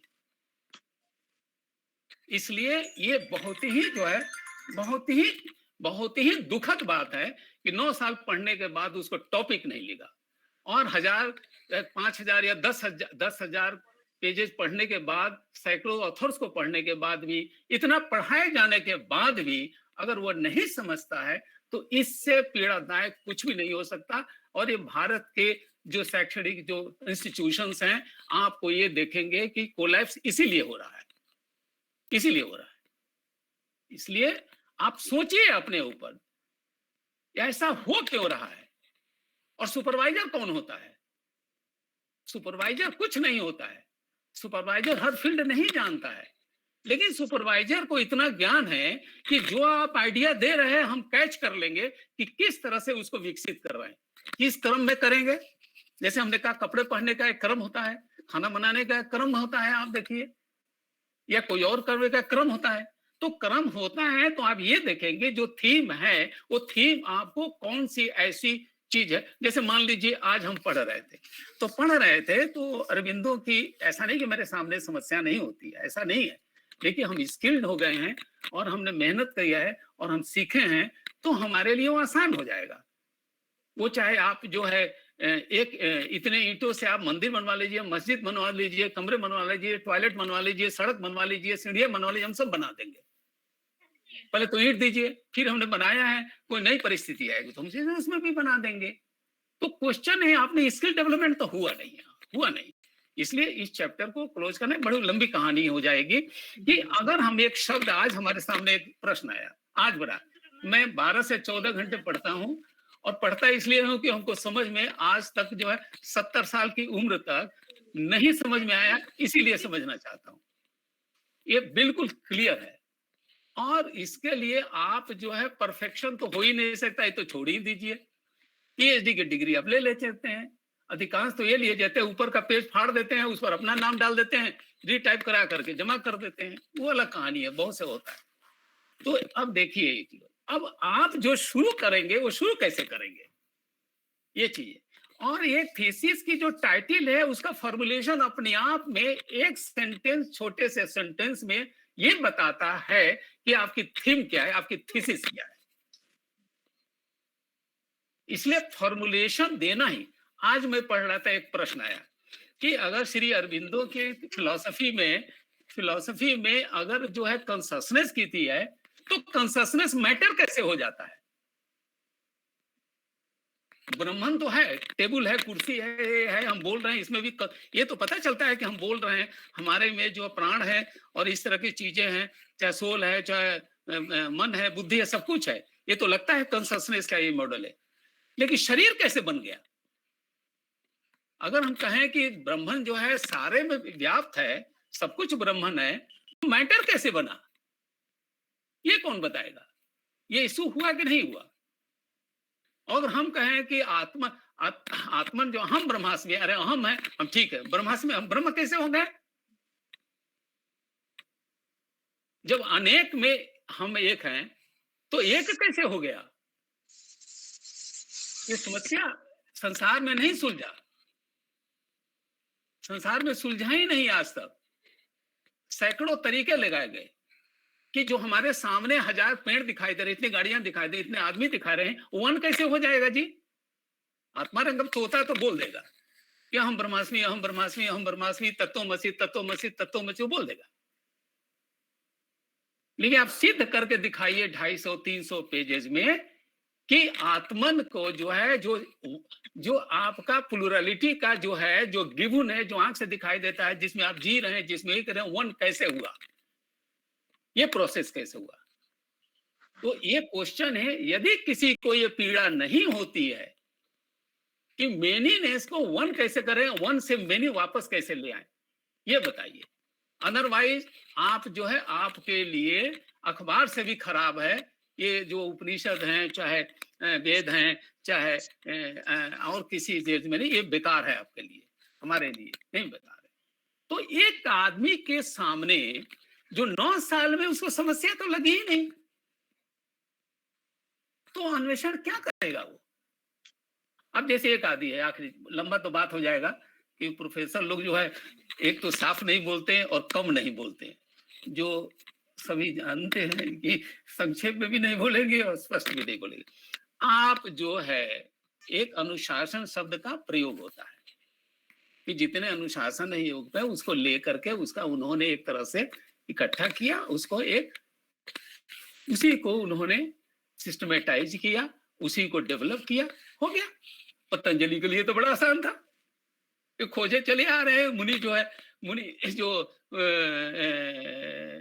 वेदों से लेकर के कहां तक चले जाइए, और उन्होंने जो सिस्टमेटिक ढंग से दे दिया। लेकिन सवाल यह है कि क्या किसी को जो इतने जो अनुशासन है, चाहे इतने जो पहले लिखे गए हैं पूर्व में, क्या उसको पढ़ा उसने? जो हिस्टोरिकल डेवलपमेंट है, जो पृष्ठभूमि है पतंजलि की, वो नहीं पढ़ा तो पतंजलि कैसे समझ में आ जाएगी? और यदि पतंजलि के बारे में ये नहीं पता है कि सांख्य और योग, सांख्य के ही फ्रेमवर्क में वो योग लिख रहे हैं, तो वो कैसे हो गया? और वो कैसे जा करके वेदांत में कैसे घुस रहे हैं? क्यों घुसा उन्होंने वेदांत में? इतना आसान है, योग कह देने से नहीं होगा। अब चलिए पहला सूत्र, थोड़ा सा कुछ सेंटेंस। पहला सूत्र लिया था तो, सॉरी ये था तो नहीं, योग चित्त वृत्ति निरोध। अब योग क्या है? चित्त वृत्ति का निरोध है। अब चित्त क्या है, उसको तो अर्थ बताइए कि चित्त किसको कहते हैं। फिर वृत्ति कहां से आ गई भाई? ये वृत्ति क्या है? अगर वृत्ति है तो उसका निरोध कैसे होगा? आप कैसे कर देंगे? कोई घड़ा थोड़ा ना कि पत्थर मारिए और घड़ा फूट करके चूर चूर हो गया, खत्म हो गया। आपके अंदर जो निहित, आपके अंदर जो है वही नहीं पता है कि हमारे में चित्त है, हमारे में वृत्ति भी है, और हमारा निरोध कैसे? जरा निरोध क्या कर दीजिए। जैसे हम आज बोल रहे हैं, आप लोग घर पर कोशिश कीजिए योग के माध्यम से कि जो प्रसाद ने कहा वो उसको मैं भूलना चाहता हूं, और हमको बताइएगा 1 महीना 2 महीना साल भर हुए कि आप भूल गए, आप हमको जरा बताइएगा कि प्रसाद साहब हमने आपको भूल गए, आपने जो कहा वो निरोध हो गया। निरोध कैसे हो जाएगा जी? वो भी आपके अंदर है। आप ये समस्या तो यहीं से शुरू हो जाती है।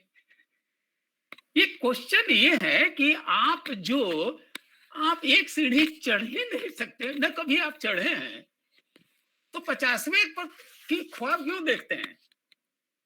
केवल इसलिए कि डिग्री मिल गई। इतनी दुखद बात है, स्ट्रगल करना नहीं चाहते। मां को समाज अगर बच्चा पैदा हो जाएगा,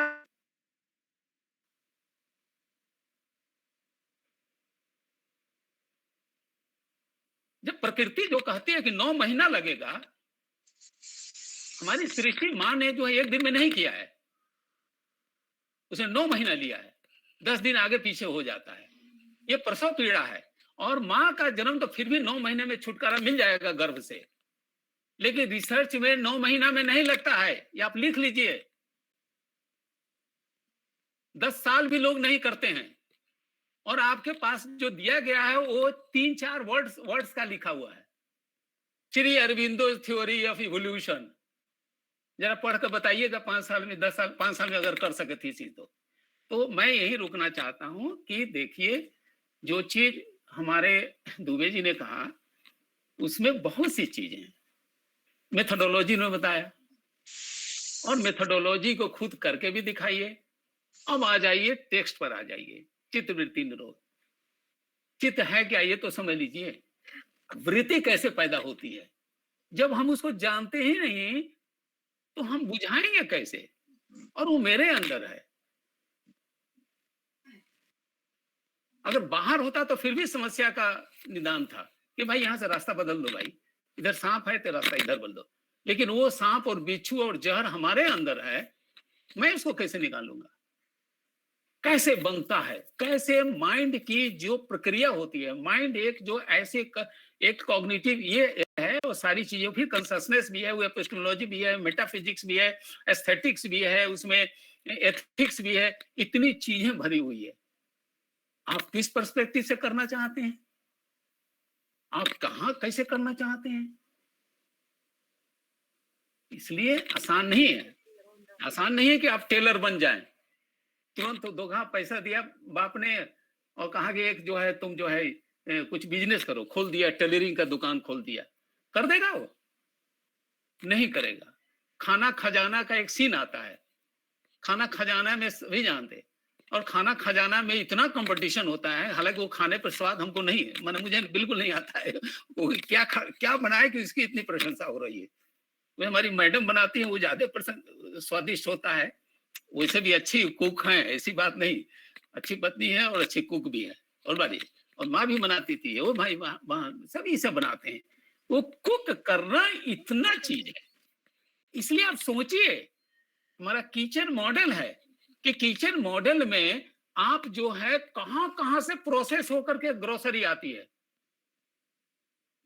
अगर आपको भूख लगी है तो अगर हम भैंस के रूप में हैं तो सीधे खेत में गए और चबा करके धान और खा कर चले आए।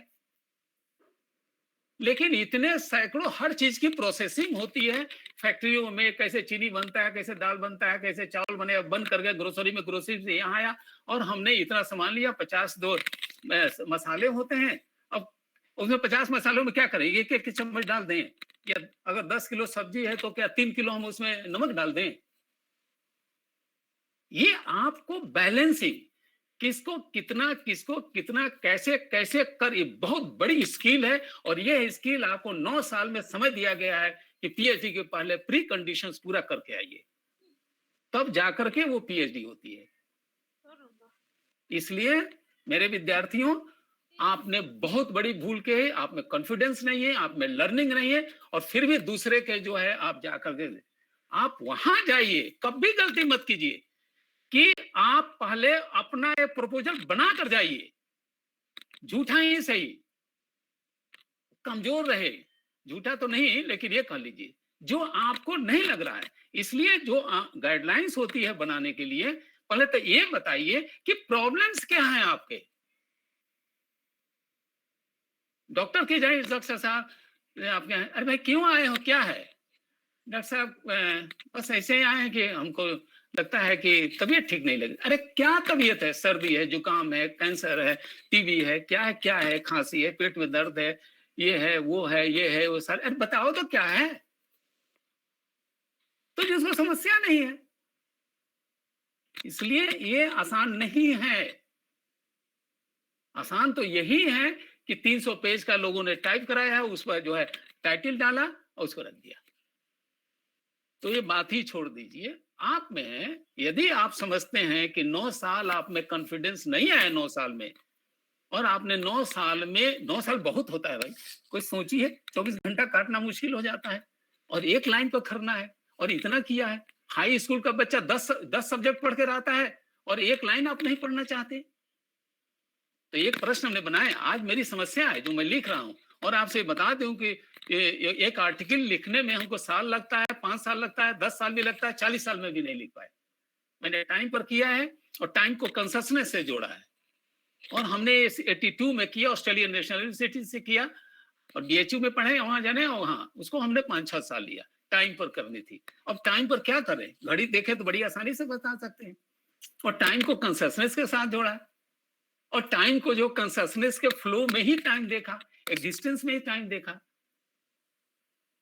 आपके पास किताब है, आपने ध्यान ही नहीं दिया कि एक ऑथर कैसे अपनी किताब लिख रहा है, कैसे उसको पढ़िए। नहीं तो दुबे जी को पढ़ाने की जरूरत ही नहीं है।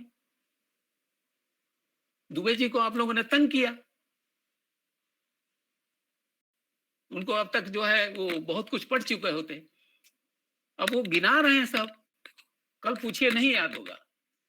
और मेथोडोलॉजी पर किताबें हैं, लेकिन आपको ये देखना पड़ेगा स्टेप बाय स्टेप कैसे होगा। आप पहले जो थीम डालें उसके 5 और 6 जो इश्यूज निकालिए कि इसके क्या है। जैसे मान लीजिए प्रसाद को समझना है तो उसके दिमाग को समझना पड़ेगा, पहचानना है तो आंख, नाक, कान, कपड़ा, बातचीत, ये सब मिला करके, करियर मिला कर तब प्रसाद को समझेंगे। उसी तरह हम आपको समझेंगे। केवल HS प्रसाद लिख देने से मैं HS प्रसाद नहीं हो जाऊंगा। और उपनिषद में लिखा है को अहम, हम कौन है? ये बताइए कौन से सवाल है भाई, कौन है? अरे तुम प्रसाद हो भाई, HS प्रसाद हो, जो प्रोफेसर थे और रिटायर हो गए। क्या उपनिषद में यही मतलब है? ये कम्युनिस्ट लोग गालियां देते हैं। ये देखिए पूछ रहा है कि को हम, बताइए। वो जो गालियां दे करके जिसको नष्ट करते हैं। इसलिए हम ब्रह्मास्मि, तत्वमसी आसान नहीं है, महावाक्य का कोई भी ले लीजिए। इसी तरह मैं आपसे कह रहा हूं कि एक विद्यार्थी जो है क्यों ऐसा प्रश्न पूछता है, अगर पूछता है तो समझ जाए कि उसका उत्तर, उसका समाधान उसी के पास है, उसी के पास है। और उसको 10 क्वेश्चन कर लीजिए आप। 10 क्वेश्चन अगर आपने लिख दिया, उसका 10 क्वेश्चन उठा दीजिए, इश्यूज उठा दीजिए जो रिलेटेड है, वो रिलेटेड है, आप उसको डायग्नोसिस कर दीजिए। केवल जो है 200 वर्ड लिख दीजिए, तो आपका सुपरवाइजर इतना खुश हो जाएगा, इतना खुश हो जाएगा कि तुमने मेहनत तो किया है ना। एक छोटा बच्चा 6 महीने बाद, साल भर के पहले वो खड़ा होता है, गिर जाता है, उठता है, गिर जाता है, तो क्या माँ बाप उसको चांटा मारते हैं कि नालायक, तुम जो 8-9 महीना हो गया और तुम चल नहीं रहे हो, तुम दौड़ नहीं सकते, तुम गिर जा रहे हो, माँ बाप मारेगा? लेकिन वो अपने बल पर उठता है, गिरता है, 4थी-5वीं बार दौड़ जाता है, और जब माँ उसको गोद में एक कंधे पर उठाती है, गोद में तो सरक जाता है, सरक जाता है। आप ये नोट कीजिए, डेली बेसिस में देख लीजिए, माँ के गोद में नहीं रहना चाहता, पलंग पर नहीं चाहता है, गिरता है, फिर गिरेगा, सरक करके गिरेगा, सिखाने को सारी चीजों में। लेकिन आप माँ के कंधे पर चढ़ नहीं सकते। अब हम जो है मान लीजिए 76-75 किलो का वजन है, तो अपनी माँ के कंधे पर चलेंगे? आप किसी के सिर पर चढ़ करके रिसर्च थोड़ा ना करेंगे, और आप कर लेंगे। चलना सीखिए, और चलने के लिए आपको 9 साल पढ़ाया गया, और 9 साल के पहले 20 साल 22 साल और आप जी चुके हैं। यानी आपको PhD करते समय आपको 22, 23, 24 साल की उम्र हो चुकी है।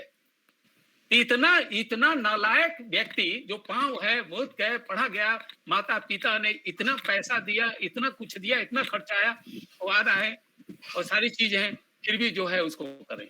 ये बहुत बड़ा लांछन है किसी भी व्यक्ति के लिए जिस पर कि वो रिसर्च जो करना चाहता है, और वो जो है हर एग्जामिनेशन में जो है 3 घंटे में 25 पेज लिखा, लेकिन उसको एक सेंटेंस लिखने नहीं आता है।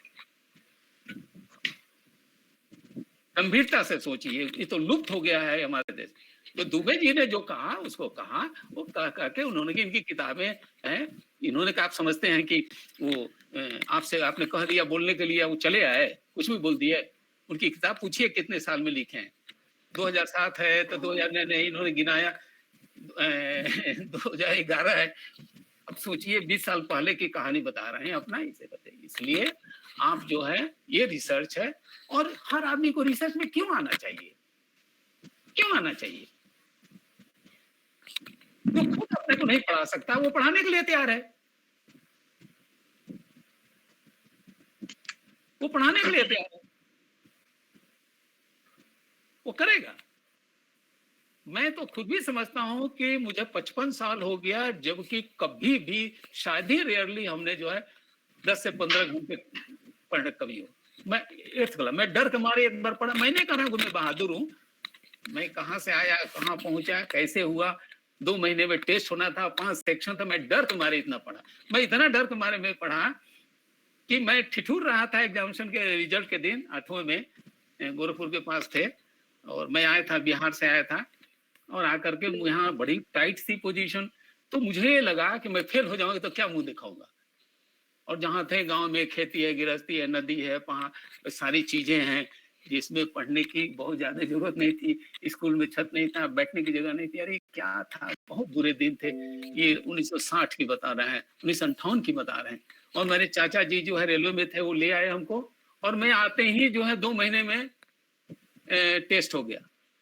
और जब टेस्ट हो गया तो मैं डर मारे कांप रहा था, क्योंकि ऐसा तो हमने देखा ही नहीं। स्कूल का अरेंजमेंट, पढ़ाई लिखाई स्ट्रिक्टली सब लिखा रहे।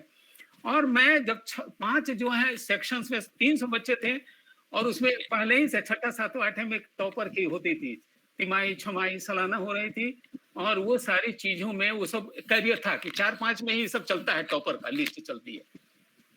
तो मैं तो सोच करके मैं ऐसे ठिठुर करके बैठा था, छुपे हुए, कोई नहीं जानता था हमको, कोई खास। लेकिन जब रिजल्ट निकला तो मैं लिटरली कांप रहा था, ऐसे कांप रहा था कि यहाँ से वापस जाना पड़ेगा। यहाँ तो इतना कंडे की कलम से लिखी वो की कर। लेकिन पता चला 1 घंटा 2 मिनट और दीजिए, 2 मिनट और दीजिए। ठीक है सर, ठीक है, 2 मिनट 3 मिनट और दीजिए, क्योंकि मैं आपको बता रहा हूँ कि आप में है।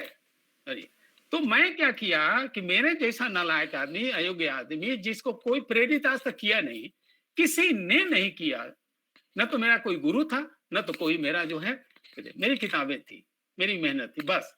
तो मैं आया तो बाद में पता चला कि मैं तो 5 सेक्शन में टॉप कर गया था। मैं टॉप कर गया, राहत की बात है, चलिए खुशी की बात है। लेकिन हमारी सक्सेस हमारी लायबिलिटी हो गई, हमारी लायबिलिटी हो गई, वो जिम्मेदारी हो गई उसको मेंटेन करना। और नतीजा अगर जो है कोई क्रिकेटर 100 मारता है तो अब उसकी लायबिलिटी हो जाती है। इसलिए आपका सक्सेस होना, बीए पास करना, पार्ट 1 करना, पार्ट 2 करना, पास होने का मतलब है कि वो आपकी लायबिलिटी बन जाती है अगली। आपका एमए करना उसी बेसिस पे हुआ है। एमए में आपने अच्छा रिजल्ट किया तो लायबिलिटी है, फिर एमफिल है, पीएचडी में आते में डर की क्या बात है भाई। तो मैं यही बंद करता हूं, आप जो है बिल्कुल न चीजिए, आप में सब कुछ है, आपने दिया है, आपने इसका प्रश्न ही नहीं उठता।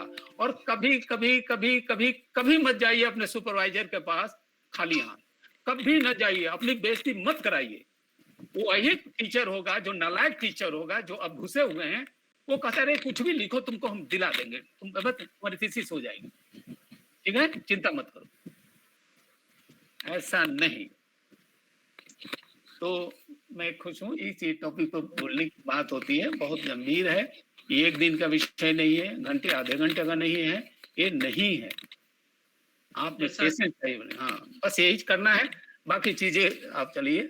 और मैं तो बीच में श्रोता के रूप में आया था, मैं वक्ता बन गया, तो मैं स्वयं जो है महामना के मानस पुत्र को प्रणाम करता हूँ, क्योंकि काशी हिंदू विश्वविद्यालय की भूमि से मेरा खुद का संबंध रहा है। मैं class KG to PhD Banaras Hindu university से ही किया, और मेरे खुद के जो गुरु थे पंडित केदारनाथ त्रिपाठी साहब, उनसे अच्छी तरह परिचित होंगे। जानते हैं, खुद प्रोफेसर जानते कृष्णकांत शर्मा जी, जी प्रोफेसर कृष्णकांत शर्मा जी के अंदर में मैंने कार्य किया। इतने दिनों के बाद आपको तीसरी बार सुनने का मौका मिला सर। मैं अभी इसी श्रृंखला में सभी को बता देना चाहता हूँ, दर्शकों को, कि यथाशीघ्र मैं प्रसाद सर को खुद आमंत्रित करने की सूची में डाल के रखा था। मेरी उम्मीद ये थी कि मैं 20 तारीख को बुलाऊंगा, 20 और 21 के दिन जो है विद्वानों का